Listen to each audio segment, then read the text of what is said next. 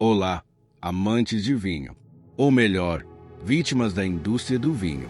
Tenho uma pergunta que vai te chocar. Você sabia que aquele vinho de R$ 500 que você comprou pode ser exatamente o mesmo vinho de R$ 60, só que com um rótulo diferente? Neste vídeo, vamos desmascarar a fraude do rótulo, o que realmente adicionam ao vinho e como você pode beber melhor e gastar menos. Fique até o fim, porque vou te dar a dica de ouro para nunca mais ser feito de trouxa. O mito número 1 é que vinho caro é vinho bom. E a indústria tem um truque sujo para sustentar essa ideia: a criação dos rótulos fantasmas. Isso acontece muito aqui no Brasil. Importadoras ou grandes clubes de assinatura procuram vinícolas, geralmente na Europa, e pedem para customizar um vinho genérico. A vinícola produz um vinho padrão, mas você, consumidor, recebe ele com um rótulo exclusivo, vendido como microprodução boutique. Pense bem, uma grande importadora não conseguiria atender centenas de milhares de clientes com rótulos verdadeiramente raros. Eles precisam de volume e consistência. A solução? Vinhos fantasmas, feitos para dar a sensação de exclusividade, mas que na verdade são padronização disfarçada. Você está pagando 8, 10 vezes mais pelo papel, não pela uva. E se você acha que só o consumidor comum é enganado, lembre-se de Rudy Kurniawan, considerado o maior falsificador de vinhos da história. Ele vendia garrafas de milhões de dólares, alegando serem safras raras. Eram falsificações tão boas que experts renomados compravam e elogiavam. Rudy usava vinhos comuns, misturava, trocava a rolha e criava a história. O valor do vinho, em altíssimo nível, não era a qualidade, mas a narrativa. Se até os gurus caíram. O que isso diz sobre a objetividade da qualidade do vinho? A imagem romântica do camponês amassando a uva com os pés do lugar a uma linha de produção industrial. E para garantir que o seu vinho de R$ 100 tenha o mesmo sabor e cor todos os anos, é preciso mascarar. Sim, a maioria dos vinhos que você compra tem aditivos. Eles são legais, mas pouco falados. Temos o sulfito para estabilizar. Temos a chaptalização, que é a adição de açúcar para aumentar o teor alcoólico quando a safra não ajudou. E temos as surpresas. Chip de carvalho, você acha que está comprando um vinho envelhecido em barricas de carvalho francês de milhares de dólares? Muitas vezes não.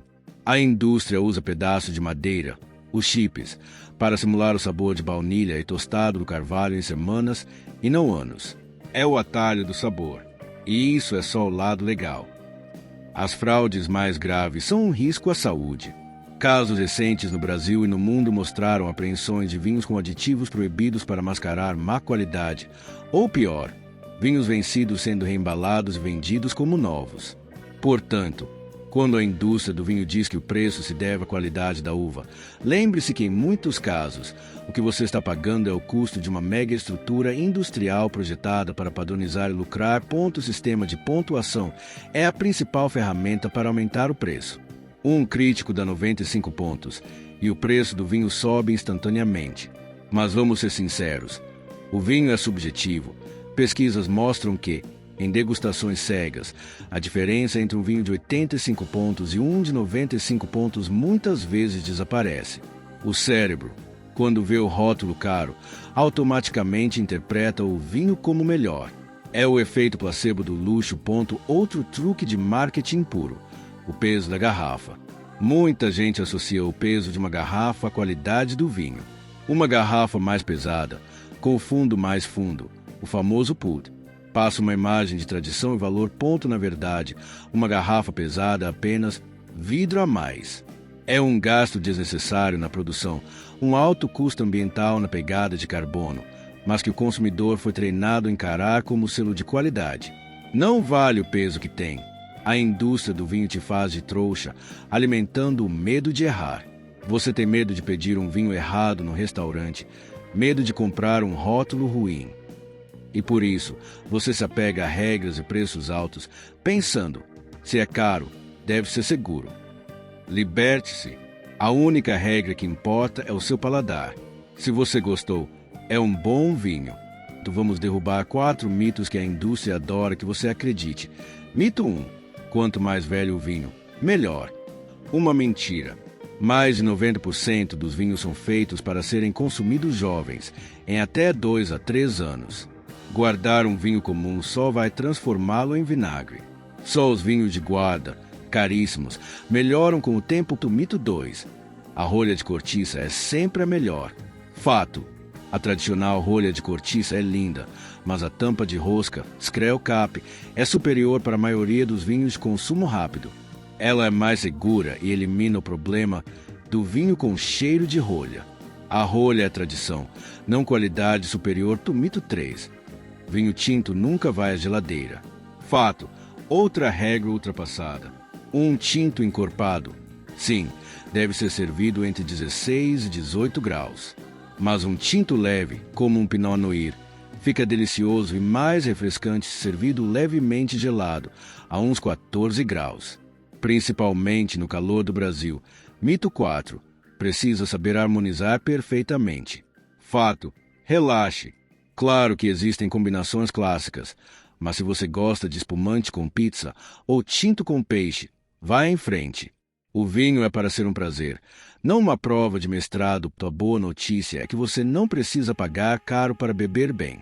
Você só precisa focar no que a indústria não quer que você veja, o valor real primeiro. Olhe para as margens. Países como Portugal ou certas regiões do Chile e a Argentina muitas vezes não têm o mesmo glamour de marketing da França, mas produzem vinhos fantásticos com uma relação custo-benefício imbatível. Fuja do rótulo da moda, procure as joias escondidas, explore vinhos naturais e orgânicos. Muitos desses pequenos produtores trabalham com o mínimo de intervenção e aditivos, fugindo dessa máquina de padronização.